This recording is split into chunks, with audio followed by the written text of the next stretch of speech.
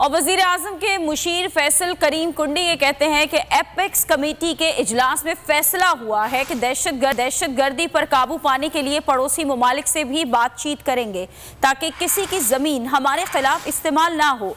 आज के पॉइंट 7 फरवरी की APC में रखे जाएंगे। हम दहशतगर्दी के खिलाफ दोबारा जंग लड़ने जा रहे हैं।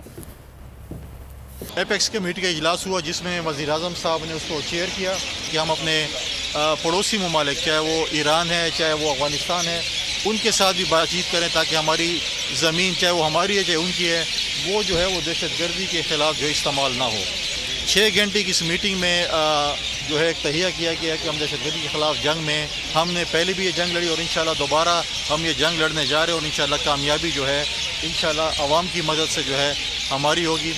ये फैसला किया कि आज की जो हमारे पॉइंट्स थे जिस पे आज हमने गौर व फिक्र किया, उसको 7 तारीख की ऑल पार्टीज़ कॉन्फ्रेंस में जो है उसको रखा जाएगा और उसके बाद जो है एक बाकायदा एलामिया जारी किया जाएगा। ये देश है अंधे लोगों का, ऐ चांद यहाँ ना निकला कर, ना डरते हैं ना नादिम हैं, हाँ कहने को वो खादिम हैं।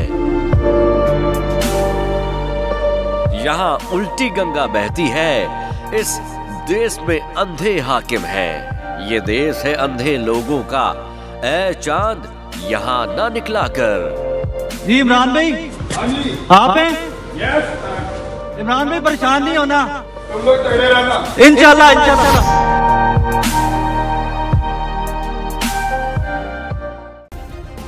सब्सक्राइब करें और बेल दबाएं ताकि कोई खबर रह न जाए।